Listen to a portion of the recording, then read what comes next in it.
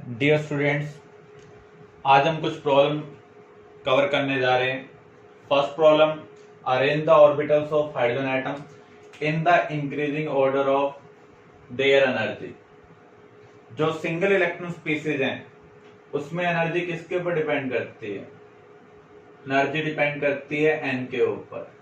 और जो multi electron species हैं उसमें एनर्जी किसके ऊपर डिपेंड करती है? एन प्लस एल के ऊपर। इसका मीनिंग क्या है? आप बोर-ब्यूरी रूल का कब यूज करेंगे? जब मल्टी इलेक्ट्रॉन स्पीसीज होंगी। अगर सिंगल इलेक्ट्रॉन स्पीसीज है तो आप एन वैल्यू के बेस पर एनर्जी का ऑर्डर डिसाइड करेंगे। तो यहां पर जिसकी एन वैल्यू सेम होगी उसकी एनर्जी भी क्या होनी चाहिए? सेम होनी चाहिए। ऐसा कहां पर सेटिस्फाई हो रहा है? आप देख सकते हैं फर्स्ट ऑप्शन के अंदर जिनकी एन वैल्यू सेम है उनकी एनर्जी भी क्या है? सेम है। अगर एन वैल्यू ज्यादा है तो एनर्जी क्या हो रही है? इंक्रीज हो रही है। क्लियर?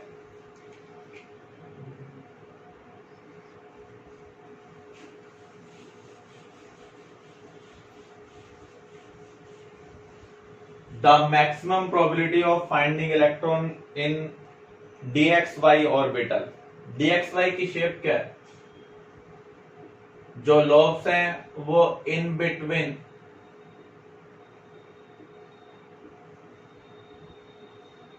XY एक्सिस है। इसका मीनिंग जो इलेक्ट्रॉन डेंसिटी है वो ज्यादा कहां पर होगी? इन बिटवीन XY एक्सिस होंगी। और किस एंगल पर? 45 डिग्री। इसलिए आपका आंसर क्या होगा? At an angle of 45 degree from the X and Y axis.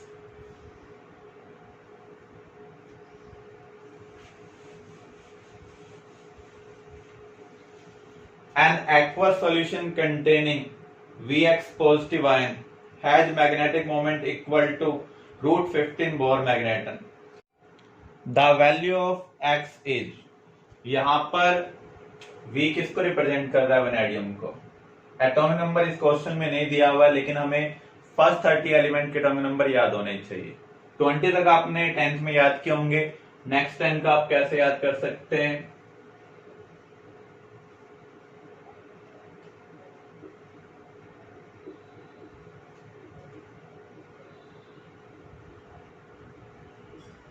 ये 21 से 30 तक है। सोनी,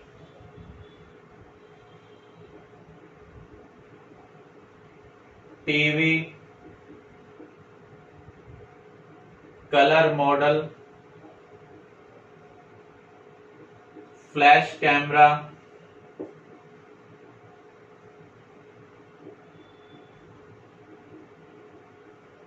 निकॉन का जोर मीन्स इन हाई डिमांड। तो यहां पर 21 से स्टार्ट कर रहे हैं। इसका मीनिंग वैनेडियम का जो एटॉमिक नंबर है वो क्या होगा? 23 होगा। बोर मैग्नेटन, यहां पर मैग्नेटिक मोमेंट की यूनिट है। और मैग्नेटिक मोमेंट हम कैलकुलेट कैसे करते हैं? n into n plus 2 root, कितनी वैल्यू दी हुई है? √15। n यहां पर किसको रिप्रेजेंट कर रहा है? Number of unpaired electron. तो यहां पर इसको सॉल्व करते हैं तो n की वैल्यू क्या आ रही है? 3 आ रही है। इसका मीनिंग Vx पॉजिटिव में कितने अनपेयर्ड इलेक्ट्रॉन है? 3 अनपेयर्ड इलेक्ट्रॉन है। अगर आप वैनेडियम का कॉन्फ़िगरेशन लिखें, atomic number 23, argon 18, 4s2, 3d3, तो यहां पर कितने अनपेयर्ड इलेक्ट्रॉन है? 3 अनपेयर्ड इलेक्ट्रॉन है, क्योंकि डी सब शेल में आप इलेक्ट्रॉन कैसे फिल करेंगे? 1-1 फिल करेंगे। लेकिन यहां पर जो स्टेट दी हुई है वो आयनिक दी हुई है। और यहां पर x कहीं पर भी ऑप्शन में 0 नहीं दिया होगा। तो हमें Vx पॉजिटिव निकालना है जहां पर 3 अनपेयर्ड इलेक्ट्रॉन हो। आपको ध्यान रखना है इलेक्ट्रॉन का रिमूवल हमेशा आउटरमोस्ट शेल से सबसे पहले किया जाता है। 4s और 3d में से आप कहां से इलेक्ट्रॉन निकालेंगे? पहले 4s में से। नो डाउट रूल के अकॉर्डिंग आप पहले 4s में फिल करते हैं, बाद में 3d में, लेकिन जब रिमूवल की टर्न होगी तो आउटरमोस्ट शेल से सबसे पहले इलेक्ट्रॉन निकाला जाता है। तो यहां पर अगर एक इलेक्ट्रॉन निकालते हैं तो कॉन्फ़िगरेशन होगा 4s1 3d3। कितने अनपेड इलेक्ट्रॉन होंगे? 4, जबकि हमें कितने अनपेड इलेक्ट्रॉन चाहिए यहाँ पर? 3। तो हमें 4s से दोनों इलेक्ट्रॉन निकालने पड़ेंगे। इसका मीनिंग यहां पर इसके पास चार्ज क्या आएगा? 2 पॉजिटिव। तो x किसको सेटिस्फाई कर रहा है? 2 को सेटिस्फाई कर रहा है। फिर से आप देख लें, मैग्नेटिक मोमेंट जब भी आपको निकालना हो तो उसके लिए रिलेशनशिप है n into n plus two root, यहाँ पर रूट 15 दिया हुआ है, सोल्व कर रहे हैं तो n यहाँ पर 3 आ रहा है। n यहाँ पर रिप्रेजेंट कर रहा है नंबर ऑफ अनपेयर्ड इलेक्ट्रॉन। यहां पर हमें वो पार्टिकुलर ऑक्सीडेशन स्टेट निकालनी है जिस केस में वेनेडियम के अंदर 3 अनपेयर्ड इलेक्ट्रॉन हो। दो पॉसिबिलिटी हो सकती है, यहाँ पर जीरो ऑक्सीडेशन स्टेट में 3 अनपेयर्ड इलेक्ट्रॉन है, लेकिन यहाँ पर ऐसा कोई भी ऑप्शन नहीं दिया हुआ। अब हमें अदर पॉसिबिलिटी निकालनी होगी। इलेक्ट्रॉन का रिमूवल हमेशा आउटर मोस्ट शेल से पहले किया जाता है, तो 4s में से हम इलेक्ट्रॉन का रिमूवल करेंगे। अगर हम एक इलेक्ट्रॉन का रिमूवल करते हैं 4s में से, तो यहाँ पर 4 अनपेयर्ड इलेक्ट्रॉन होंगे, एक 4s में और 3 3d के अंदर। अगर हम 2 इलेक्ट्रॉन का रिमूवल कर लें तो उस केस में 4s के अंदर कोई इलेक्ट्रॉन ही नहीं बचेगा। अब d सब शेल के अंदर कितने अनपेयर्ड इलेक्ट्रॉन है? 3 अनपेयर्ड इलेक्ट्रॉन है जो इस मैग्नेटिक मोमेंट को सेटिस्फाई कर रहे हैं। इसलिए x की वैल्यू क्या है यहाँ पर? 2। क्लियर?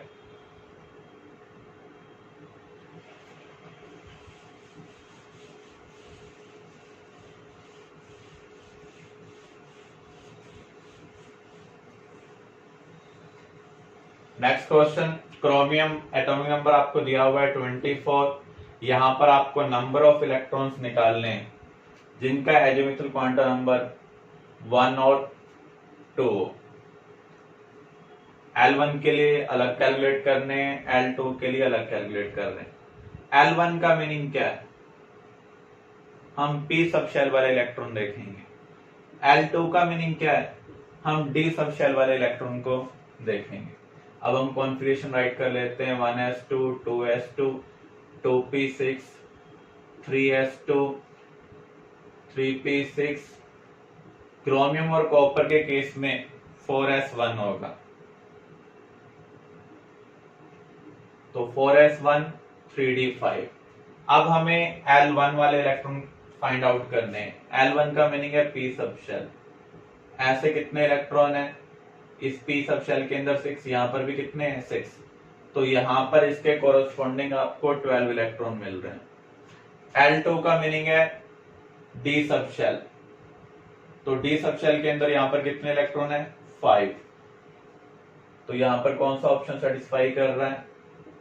b इसको सेटिस्फाई कर रहा है। क्लियर? तो यहाँ पर हमने कंप्लीट कॉन्फ़िगरेशन लिखा है। क्वांटम नंबर से हमें पता चला हम कौन सी सब शेल के इलेक्ट्रॉन देखना चाह रहे हैं।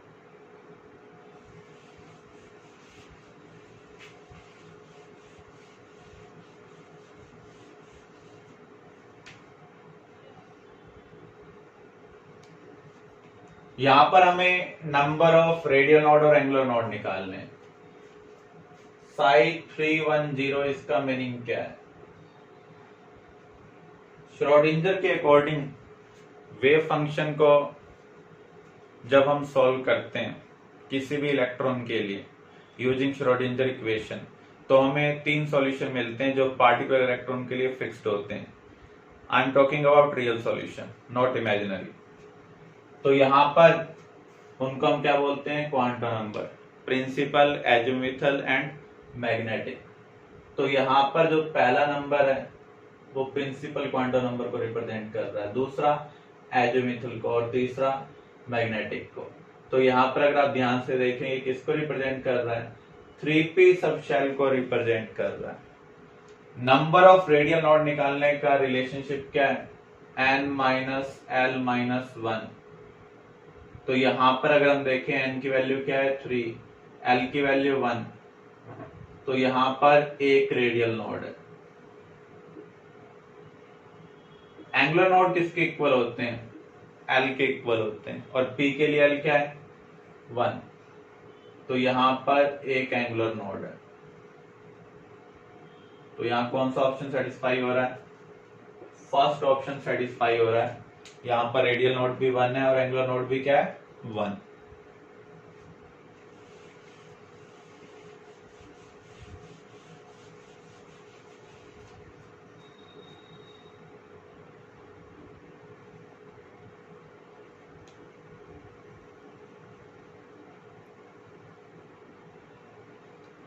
फाइव जी ऑर्बिटल हम अभी जो यूज कर रहे हैं वो है SPDF। इसके बाद किसकी टर्न है? जी की टर्न। तो यहां पर इसके अंदर कितने एंगुलर नोड हैं, कितने रेडियल नोड हैं, ये हमें देखने हैं। आपको एल की वैल्यू पता होनी चाहिए। एस के लिए क्या होती है? 0, पी के लिए 1, डी के लिए 2, एफ के लिए 3, तो जी के लिए क्या होगी? 4 होगी। अब रेडियल नोड निकालने हैं तो रिलेशनशिप क्या है? n minus l minus 1। N की वैल्यू यहां से हमें पता चल रही है, कितनी है? 5। जी के लिए एल क्या है? 4।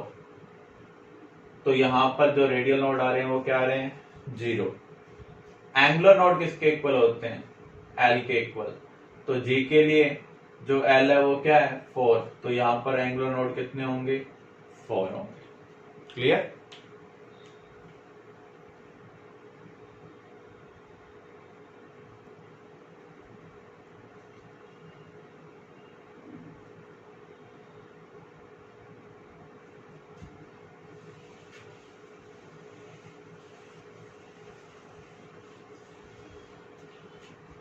For s orbital, wave function is independent of angle.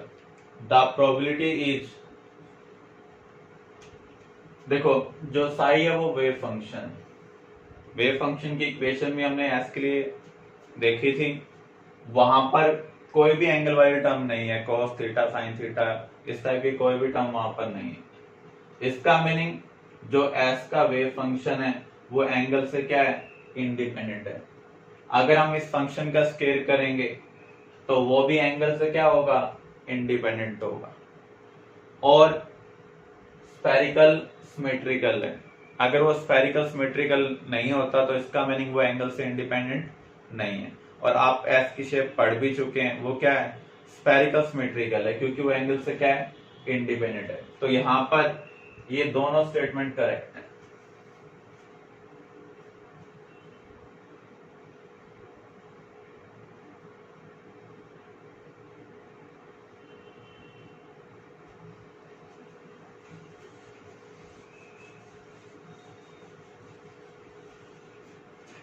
यहां पर कौन सी स्टेटमेंट क्वांटम नंबर के रिगार्डिंग करेक्ट नहीं है? एन हमें किसके बारे में आइडिया देता है? साइज के regarding, average distance from nucleus, average energy के रिगार्डिंग। तो ये स्टेटमेंट तो करेक्ट है। एल हमें किसके बारे में बताता है? शेप ऑफ रीजन जिसके अंदर इलेक्ट्रॉन मूव करता है। एम हमें डायरेक्शन के बारे में बताता है, जबकि यहाँ पर किसके बारे में इंफॉर्मेशन दे रहा है? एनर्जी के रिगार्डिंग। तो ये क्या है? इनकरेक्ट है।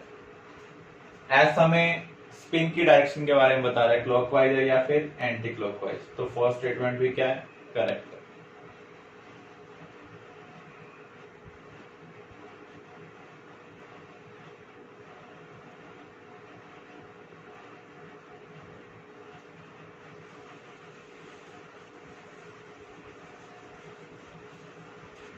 A given orbital is labeled by magnetic quantum number m equal to -1. This cannot be S, P, D, F, इनमें से हमें आइडेंटिफाई करना है। m-1 होगा, तो इसका मीनिंग क्या होगा? Minimum value of L is 1 possible, क्योंकि आपको पता है m की वैल्यू किसके ऊपर डिपेंड करती है? L के ऊपर डिपेंड करती है। इसकी रेंज क्या होती है? -L to +L। तो अगर m यहाँ पर -1 है तो L मिनिमम से मिनिमम क्या हो सकता है? 1। इससे ऊपर कुछ भी हो सकता है। इसका मीनिंग ये P हो सकता है, D हो सकता है, F हो सकता है, G सब शेल का ऑर्बिटल हो सकता है, लेकिन S सब शेल का ऑर्बिटल ये नहीं हो सकता, क्योंकि S ऑर्बिटल के लिए जो L होता है वो क्या होता है, 0। इसका मीनिंग M0 पॉसिबल हो सकता है, 1 पॉसिबल नहीं। इसलिए हमारा आंसर यहाँ पर क्या है, ये S ऑर्बिटल नहीं हो सकता।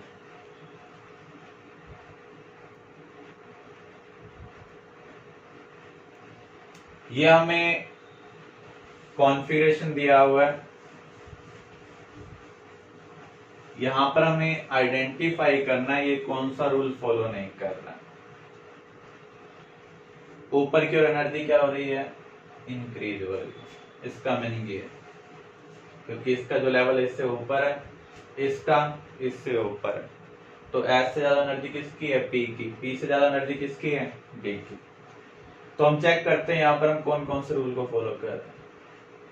क्या ऑफ बार रूल को हम फॉलो कर रहे हैं। ऑफ बार रूल क्या कहता है, सबसे पहले उसको फिल करो जिसकी एनर्जी सबसे कम है। तो एस को हमने कंप्लीटली फिल कर दिया है, उसके बाद ही हम पी को फिल कर रहे हैं। डी को अभी हमने फिल नहीं किया है, क्योंकि हमने यहाँ पर पी को अभी कंप्लीटली फिल नहीं किया। इसका मीनिंग ये इस रूल को फॉलो कर रहा है। दूसरा, क्या ये पॉली एक्सक्लूजन प्रिंसिपल को फॉलो कर रहा है। पॉली के अकॉर्डिंग एक ऑर्बिटल में मैक्सिमम कितने इलेक्ट्रॉन आ सकते हैं, 2 इलेक्ट्रॉन्स आ सकते हैं। उनका स्पिन क्या होना चाहिए, अपोजिट होना चाहिए। यहाँ पर अगर आप देखें 2 इलेक्ट्रॉन प्रेजेंट है, लेकिन स्पिन यहाँ पर क्या है, सेम। तो इसका मीनिंग ये पॉली को फॉलो नहीं कर रहा। नेक्स्ट है हंट्स रूल। हंट्स रूल को ये फॉलो कर रहा है या नहीं कर रहा। हंट्स रूल क्या कहता है, डीजनरेट ऑर्बिटल में एक सब शेल के जितने भी ऑर्बिटल्स हैं उनमें हमें इलेक्ट्रॉन को 1-1 फिल करना है विद सेम स्पिन, उसके बाद ही हम पेयरिंग करेंगे। तो यहाँ पर ये इसको सेटिस्फाई कर रहा है। इसका मीनिंग ये हंट्स रूल को फॉलो कर रहा है।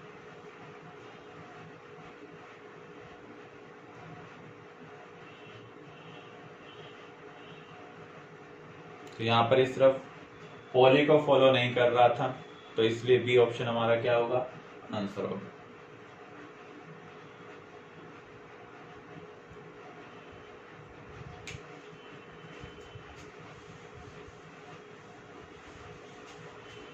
हमें size square means electron density और डिस्टेंस रिलेटेड ग्राफ दिया हुआ है।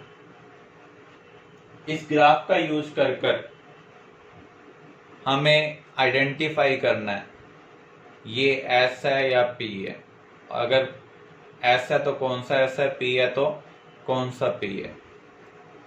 देखो हमने कवर किया था साई और साई स्क्वायर का जो ग्राफ होता है, उसमें एस के लिए तो पीक से, अदर का ग्राफ कहां से स्टार्ट होता है, 0 से। ये जो ग्राफ दिया हुआ है साई स्क्वायर वाला दिया हुआ है। इसका मीनिंग इस ग्राफ को देखकर हम ये कंफर्म बेस पर कह सकते हैं ये किससे बिलोंग कर रहा है, एस से, क्योंकि ये पीक से आ रहा है। अब ये 1s है, 2s है या 3s है, ये हमें चेक करना है। इस ग्राफ का यूज कर हम नोड निकाल सकते हैं ये कितनी बार एक्स एक्सिस को टच कर रहा है, एक ही बार टच कर रहा है। तो यहां पर जो रेडियल नोड होंगे वो कितने हैं, 1। ये अगर टच होता हुआ दिखाई भी दे रहा हो तो भी इसको जूम नहीं करना। हम ये कह सकते हैं इन्फिनिटी डिस्टेंस तक जो इलेक्ट्रॉन मिलने की पॉसिबिलिटी है वो 0 नहीं हो रही। एक कर्व के बाद जब दूसरी कर्व आगे एक्सटेंड हो रही है तो उस केस में वो एक्स एक्सिस को क्या कर रहा है, टच कर रहा है। तो यहां पर रेडियल नोड का फार्मूला क्या है, n-l-1। कितने रेडियल नोड मिल रहे हैं आपको ग्राफ से, एक ही मिल रहा है। ये तो कंफर्म है ये s है, तो l की वैल्यू हम क्या पुट कर सकते हैं, 0। तो यहां पर जो n-1 है वो 1 के इक्वल है, तो n किसके इक्वल होगा, 2 के इक्वल। तो यहाँ पर n2 है और जो ऑर्बिटल है वो कौन सा है, s है, इसलिए आपका आंसर क्या होगा, ये 2s है।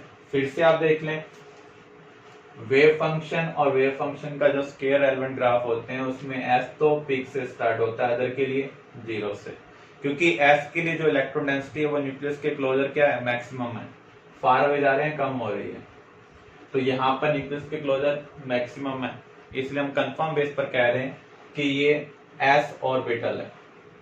अब देखिए, जितनी बार ये कर्व एक्स एक्सिस को कट करेगी, सिर्फ लास्ट वाले पॉइंट को इग्नोर कर दें, उतने रेडियल नोड होंगे।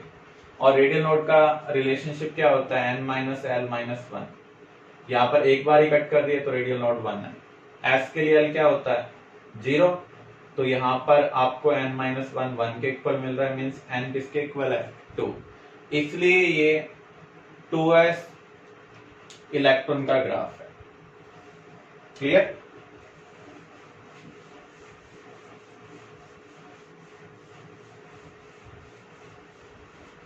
अगर P के लिए होता तो ये 0 से स्टार्ट हो रहा होता।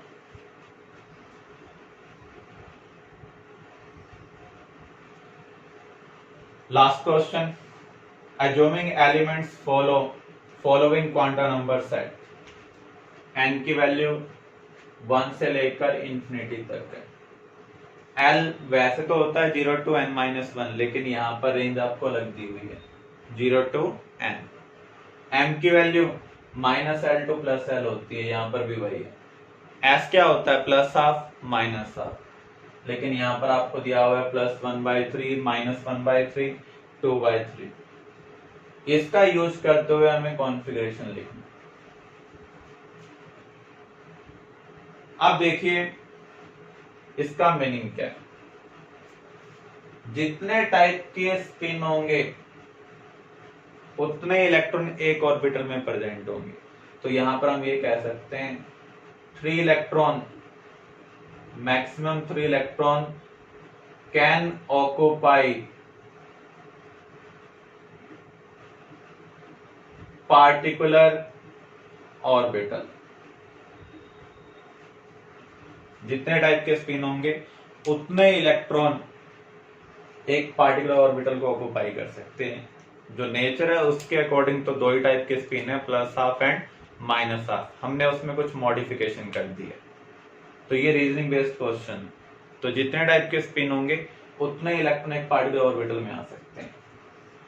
n 1 है तो l क्या हो सकता है, 0 भी और यहाँ पर 1 भी। पहले l की रेंज थी 0 to n माइनस 1, अब रेंज क्या है 0 to n, तो यहाँ पर l n के इक्वल भी हो सकता है। इसका मीनिंग फर्स्ट शेल के अंदर 1s भी एग्जिस्ट करता है और 1p भी एग्जिस्ट करता है। ऐसे ही सेकंड शेल के अंदर l0 भी होगा, l1 भी होगा, l2 भी होगा। तो यहाँ पर 2s भी एग्जिस्ट कर रहा है, 2p भी और 2d भी। ऐसे हम आगे चेक कर सकते हैं। अब देखिए m जो है वो हमें बता रहा है कि कितने ऑर्बिटल एक सबशेल के अंदर है। जो m वाली रेंज है वो तो नॉर्मल है जो हम पहले स्टडी कर रहे हैं, यानी अगर पहले s में एक ऑर्बिटल तो अभी एक ही होगा। पहले p के अंदर 3 है तो अभी भी कितने होंगे, 3 ऑर्बिटल। तो यहाँ पर हम ये कह सकते हैं m के बेस पर s के अंदर एक ऑर्बिटल है, p के अंदर 3, d के अंदर 5। अगर ये आपको ये दिया होता minus L plus 1 plus L plus 1, तो उस केस में एक सबशेल के अंदर नंबर ऑफ ऑर्बिटल्स भी क्या हो जाते हैं, चेंज हो जाते हैं। तो यहाँ पर ये पुराना सेट ही दिया हुआ है, तो जितने ऑर्बिटल आपने पहले स्टडी किए हैं उतने ऑर्बिटल अब एक पार्टिकुलर सबशेल के अंदर प्रेजेंट होंगे। अब हमें इलेक्ट्रॉन देखने हैं, कितने इलेक्ट्रॉन एक सबशेल के अंदर आ सकते हैं। इसके अकॉर्डिंग एक ऑर्बिटल में मैक्सिमम कितने इलेक्ट्रॉन आ सकते हैं, 3। तो यहाँ पर s के अंदर मैक्सिमम 3 इलेक्ट्रॉन, p के अंदर कितने आएंगे, 9, क्योंकि यहाँ पर कितने ऑर्बिटल हैं, 3। d के अंदर कितने आएंगे, 15। इस इंफॉर्मेशन का यूज करते हुए हमें कॉन्फ़िगरेशन को लिखना है। तो सबसे पहले हम किसको फिल करेंगे, 1s को according two of bar rule. तो पहले तो 1s के अंदर 2 आते थे, अब कितने आएंगे 3, तो 1s 3। अब देखो 1s के बाद क्या आ गया है 1p, पहले 1p एग्जिस्ट ही नहीं करता था, तो इस नए रूल के अकॉर्डिंग, नए सेट के अकॉर्डिंग 1p पॉसिबल है। तो 1p के अंदर कितने आएंगे मैक्सिमम 9। हमें कितने इलेक्ट्रॉन फिल करने हैं 26। तो Rn का जो नया कॉन्फ़िगरेशन है वो क्या होगा 1s3 1p 9, then 2s3 2p 9। अभी तक हमने कितने इलेक्ट्रॉन फिल किए हैं 24 इलेक्ट्रॉन फिल किए हैं। अब देखो इसके बाद हमें n+l के अकॉर्डिंग देखना है, तो यहां पर तो n+l है